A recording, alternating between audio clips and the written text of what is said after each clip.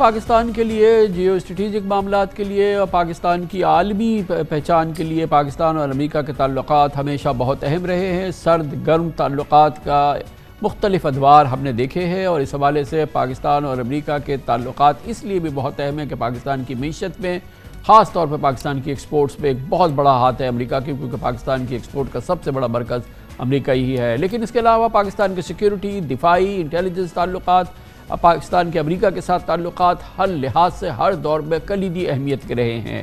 اس سلسلے میں اب ایک نئی پیش رفت ہو رہی ہے۔ Chief of army staff general Asim Munir اس وقت امریکہ کے دورے پر ہے۔ آرمی چیف امریکہ کے پہلے سرکاری دورے پہ گزشتہ روز پہنچے تھے۔ یہ دورہ پاک امریکہ تعلقات میں بہتری لانے اور غلط فہمیاں دور کرنے اور دفاعی معاہدوں کے حوالے سے دور رس نتائج کا حامل ہو سکتا ہے۔ امید کی جا رہی ہے کہ اس دورے کے نتیجے میں پاک امریکہ تعلقات میں مکمل بحالی کا ایک نیا سفر بھی شروع ہو سکتا ہے۔ یقینی طور پر پاکستان کو امریکہ کے ساتھ دفاعی، سیکیورٹی اور انٹیلیجنس روابط میں بڑی مضبوطی چاہیے ہے۔ اطلاعات کے مطابق آرمی چیف کی امریکی دفاعی، انٹیلیجنس اور قومی سلامتی کی لیڈرشپ سے ملاقاتوں کا سلسلہ جاری ہے۔ بائیڈن انتظامیہ کی کلیدی شخصیات میں شامل سیکرٹری دفاع جنرل ریٹائرڈ لائیڈ آسٹن، مشیر قومی سلامتی Jake Sullivan, chairman joint chief of staff general Charles Q Brown junior اور director CIA William J Burns سے آرمی چیف کی ملاقاتیں شیڈول ہیں۔ اطلاعات کے مطابق سیکرٹری خارجہ اینٹونی بلنکن سے بھی آرمی چیف کی ملاقات ہوگی۔ 5 ماہ قبل جولائی میں امریکی سینٹرل کمانڈ کے سربراہ نے راولپنڈی میں army chief general Asim Munir سے ملاقات کی تھی اور آرمی چیف کا یہ سرکاری دورہ ہر اعتبار سے غیر معمولی پیش رفت کا حامل ہے، خاص طور پہ ایسے وقت جب پاکستان کو افغانستان کی سرزمین سے دہشت گردی کا سامنا ہے اور خبریں ہیں کہ دورے میں اس حوالے سے مشترکہ حکمت عملی پر بھی بات چیت ہو سکتی ہے۔ یہ سال الیکشنز کا سال ہے۔ اگلے سال فروری میں پاکستان میں الیکشن شیڈول ہیں، مئی میں بھارت میں الیکشن ہونے ہیں، جنوری میں بنگلہ دیش میں الیکشن ہونے ہیں، نومبر میں امریکہ میں الیکشن ہو رہے ہیں اور یہ اس لحاظ سے اس دورے کی ٹائمنگ بہت ہی دلچسپ ہے۔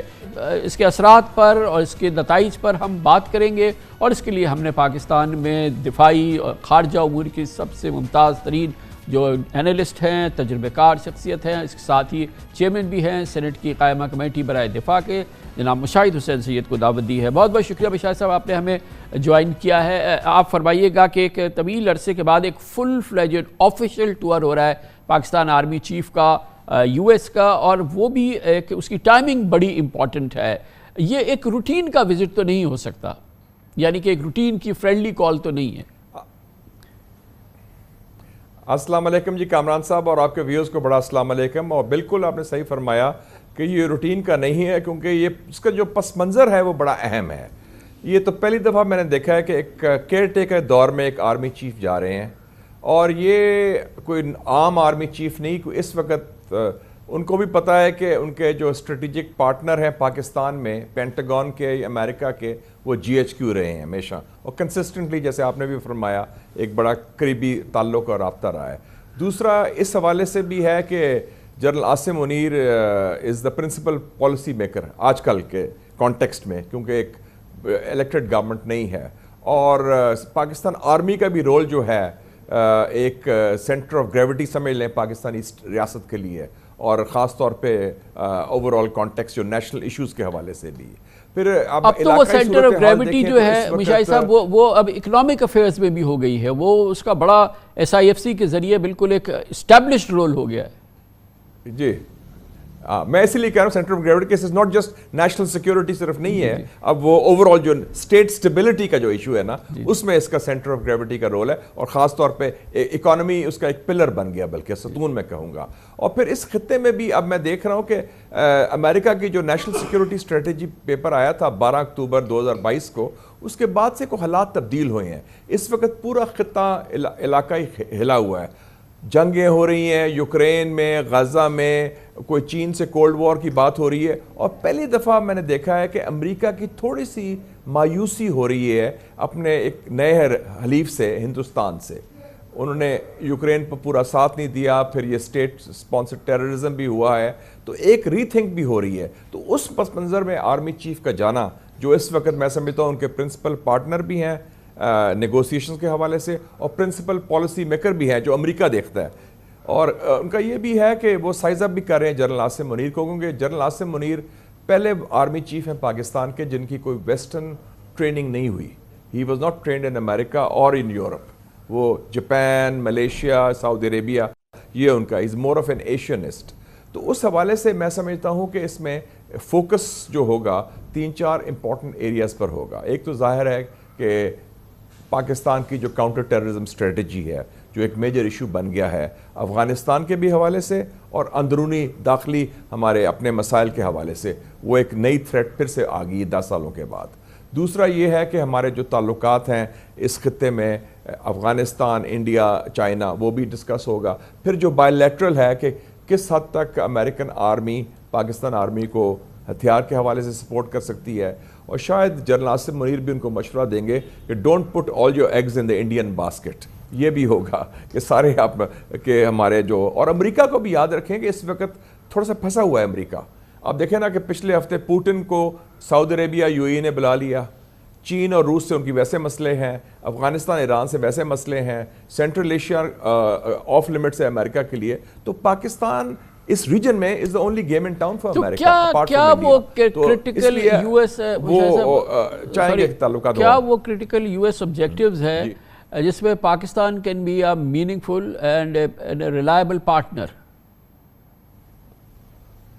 میرے خیال میں سب سے بڑا ان کا ایشو اس وقت ہوگا کہ چونکہ باقی ایریاز انسٹیبل ہیں تو ریجنل سٹیبلٹی جس کا اس وقت محور انسٹیبلٹی کا وہ افغانستان ہے, اس میں آپس میں کیا کلیبریشن ہو سکتی ہے. کاؤنٹر ٹیررزم کے حوالے سے بھی, انٹیلیجنس کوآرڈینیشن کے حوالے سے بھی, اینٹی داعش آپریشنز کے حوالے سے بھی. ہمارے لیے TTP ہے اور ان کے لیے داعش ہے, تو یہ ایک کروشل ایریا ہے. دوسرا میرے خیال میں ایک اور بھی ہے جو پریزیڈنٹ بائیڈن کی ایڈمنسٹریشن کا ہے, گو کہ ان کا آخری سال آنے والا ہے کیونکہ الیکشنز آ رہے ہیں ادھر بھی, کہ وہ ریجنل کنیکٹیوٹی کے حوالے سے بھی امریکن چاہتے ہیں کہ پاکستان کا رول ان کے ساتھ کچھ مل کے ہو, اکنامک حوالے سے بھی جس میں وہ ان کو بھی فائدہ ہو کہ خاص طور پہ سینٹرل ایشیا کا. اور تیسرا وہ چاہیں گے کہ یہ جو اس علاقے میں اس وقت وہ کمفرٹیبل ہے پاکستان آرمی کے ساتھ اور آرمی ہائی کمانڈ کے ساتھ, کیونکہ وہ سمجھتے ہیں کہ پاکستان آرمی ہائی کمانڈ کا ایک نظریاتی موقف نہیں رہا. پہلے آپ کو پتہ ہے نا افغانستان کے حوالے سے ہمارا ایک نظریاتی موقف ہوتا تھا, ہمارے سول سائڈ کا بھی فوجی سائڈ کا بھی, افغانستان کے ساتھ طالبان کے ساتھ. اب وہ it's a non ideological military high command, اس سے بھی ان کا کمفرٹ لیول ہے. تو میرے خیال میں یہ جو regional stability, counter terrorism, Afghanistan, ان پر فوکس. مگر اس میں دیکھا تو یہ ایکسپیرینس تو چاہے امریکن ایکسپیرینس ہو یا ہم جو ایز این آبزرور جانتے ہیں کہ ان تمام معاملات میں جو جیو اسٹریٹجک معاملات ہیں, جو امریکن انٹرسٹ کے معاملات ہیں, پاکستان اور پاکستان کی جو آرمی لیڈرشپ ہے وہ تو بڑی ریلائبل پارٹنر رہی ہے اوور آل اگر آپ اس کو دیکھیں, ایز اپوز ٹو جو ہماری پولیٹیکل لیڈرشپ ہے. ابھی ہم نے پچھلے 3.5 سال دیکھے تو بڑا ٹملچیس پیریڈ تھا پاک امریکہ ریلیشن شپ کے حوالے سے, PTI کی گورنمنٹ میں, اس کے بعد پھر وہ PDM کی گورنمنٹ آئی, وہ خود اتنی شیٹرڈ نظام تھا اس کا کہ اس میں کوئی وہ چیز نہیں ہوئی. تو ابھی کچھ سٹیبلٹی آئی ہے یہ پچھلے 3 مہینوں میں, اور یہ ہم اسٹریٹجک لیول پہ بھی دیکھ رہے ہیں اور ویسے بھی دیکھ رہے ہیں. مگر ابھی سامنے 2 مہینے بعد ویسے تو الیکشن شیڈیولڈ ہے, لیکن کتنی ڈیسپریشن اور کتنی انسسٹنس ہوگی امریکن جو ہمارے جو نیشنل سیکیورٹی اسٹیبلشمنٹ ہے یا وہاں کی جو لیڈرشپ ہے کہ پہلے پاکستان الیکشن کرائے پھر بعد میں بات کرے. دیکھیں جی, ایک جو آپ نے بات کی بڑی امپورٹنٹ بات ہے, 2017 سے لے کے 2023 تک 6 سالوں میں 6 وزیر اعظم پاکستان کے بنے ہیں, 6 پرائم منسٹرز ان 6 ایئرس.